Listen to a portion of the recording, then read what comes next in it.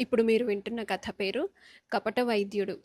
కుంభీనస నగరంలో ఒక కపట వైద్యుడు ఉండేవాడు. అతని పేరు శివబైరాగి.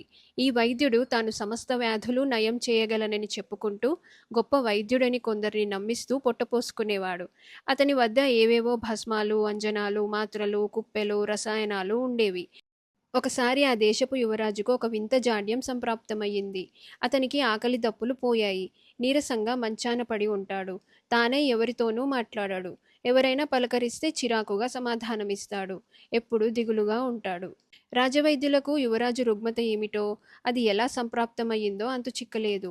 వాళ్ళు అనేక ఔషధాలు వాడి చూశారు గాని వాటి వల్ల ఏ ప్రయోజనమూ లేకపోయింది. యువరాజు అనారోగ్యం గురించి రాజుగారికి బెంగ పట్టుకున్నది. మంత్రులు, ఇతర రాజోద్యోగులు శివబైరాగిని పిలిపించమని సలహా ఇచ్చారు. చిచి, వాడేం వైద్యుడు? అపర ధన్వంతురుల లాంటి ఆస్థాన వైద్యులకు అంతుపట్టని వ్యాధి ఆ మందులమ్ముకునేవాడికి అంతుపడుతుందా? అన్నాడు రాజు. అలా అనటానికి లేదు మహారాజా.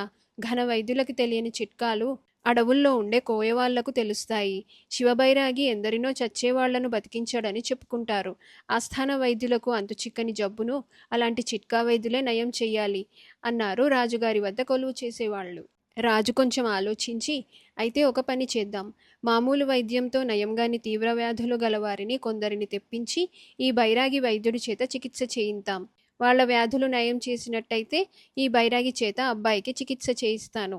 లేదు, ఆ కపట వైద్యుడి తల నరికించి కోట గుమ్మానికి వేళ్లాడగట్టిస్తాను అన్నాడు.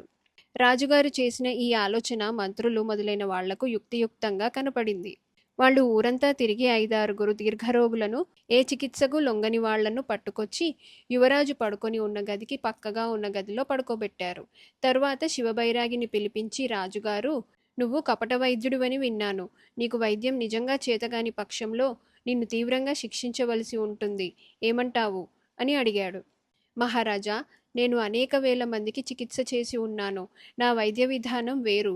నేను వాడే ఔషధాలు వేరు. కిట్టని వాళ్ళు నాకు వైద్యం రాదని పుకార్లు చేస్తారు. వాటిని నమ్మి తమరు నన్ను శిక్షించడం భావ్యం కాదు అన్నాడు శివబైరాగి. అయితే నీకు వైద్యం వచ్చునని రుజువు చేసుకో. లోపల తీవ్రమైన వ్యాధులతో చాలా కాలంగా ఔషధం తీసుకుంటున్న రోగులున్నారు. వారందరికీ రోగాలు నయం చెయ్యి. నిన్ను రాజవైద్యుణ్ణి చేసి సన్మానిస్తాను. రోగాలు నయం చెయ్యకపోయావో నీ తల తీయించి కోటగుమ్మానికి వేళ్లాడగట్టిస్తాను అన్నాడు రాజు. శివబైరాగికి నోట మాట రాలేదు. రాజభటులు అతన్ని రోగులున్న గదికి తీసుకుపోయారు.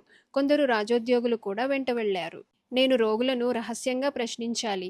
మీరంతా అవతలికి వెళ్ళండి అని శివబైరాగి రాజోద్యోగులందర్నీ బయటికి పంపేసి తలుపులు మూశాడు. అవతలి గదిలో రాజకుమారుడున్న సంగతి అతనికి తెలియదు. తర్వాత ఆ కపట వైద్యుడు రోగులందరి నాడి పరీక్షించినట్టు నటించి, మీ అందరి రోగాలు నయం చేయగల బ్రహ్మాస్త్రం లాంటి లేపనం ఒకటి ఉన్నది. మనిషి గుండెకాయ తీసి కాల్చి నూరి కొన్ని ఔషధులతో చేర్చి దాన్ని మీకు పూత పూయాలి.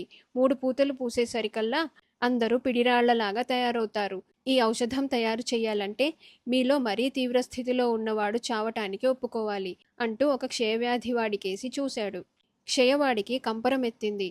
నాకసలు రోగమే ఉంది? నేను పిడిరాయిలాగున్నాను. మొద్దుమొర్రో అంటుంటే వినకుండా మా వాళ్ళు నాకు మందులిప్పించారు. నాకే రోగమూ లేదు, ఏ రోగమూ లేదు అంటూ వాడు లేచి తలుపు తెరుచుకొని శరవేగంతో బయటికి పరిగెత్తి వెళ్ళాడు. వాడు వెళ్లిన మరుక్షణమే మరొకడు, వాడి వెనుకగా ఇంకొకడు విల్లు నుంచి వదిలిన బాణాల్లాగా నాకే రోగమూ లేదు, నేను పిడిరాయిలాగున్నాను అంటూ బయటికి దూసుకుపోయారు. రోగులందరూ తమకే రోగమూ లేదంటూ వెళ్ళిపోవటం చూసి రాజుకు చాలా ఆశ్చర్యం కలిగింది. అశ్వినీ దేవతలే వచ్చి చికిత్స చేసినా 5-6 దీర్ఘవ్యాధులు నిమిషంలో నయం కావటం సాధ్యం కాదు. ఏం జరిగిందో చూద్దామని రాజు సపరివారంగా లోపలికి వెళ్ళాడు. ఖాళీ గదిలో శివబైరాగి కనిపించాడు. అవతలి గదిలో నుంచి రాజకుమారుడు పొట్ట చెక్కలయ్యేటట్టు నవ్వటం రాజుకు వినిపించింది. రాజు తన కొడుకును పిలిపించి ఇంతకాలానికి వాడిలో సంతోష చిహ్నాలు చూసి పరమానందం చెందుతూ, నీ జబ్బు నయమైందా నాయనా? ఎందుకలా నవ్వుతున్నావు అని అడిగాడు. నాకేం జబ్బు? నేను పిడిరాయిలాగున్నాను అంటూ రాజకుమారుడు మళ్లీ విరగబడి నవ్వాడు. అతని ద్వారా రాజు జరిగిన సంగతంతా తెలుసుకున్నాడు. కపట వైద్యుడు ప్రాణాలు అరచేత పట్టుకొని శిరచ్ఛేదానికి ఎదురు చూస్తున్నాడు. రాజు అతని కేసి తిరిగి, నీకు వైద్యం ఏమీ రాదు, అయినా నిన్ను క్షమిస్తాను. నువ్వు ఇక ముందు వైద్యం చేయటం మానేసి మా ఆస్థానంలో విదూషకుడివిగా ఉండు. యువరాజు వెంట ఉంటూ అతడికి దిగులు అన్నది కలగకుండా చూడటం నీ పని అన్నాడు. శివబైరాగి ఆస్థాన విదూషకుడుగా ఉంటూ రాజకుమారుడికి ఎలాంటి విచారము కలగకుండా చూశాడు. అందుకే హాస్యాన్ని మించిన ఔషధం లేదంటారు.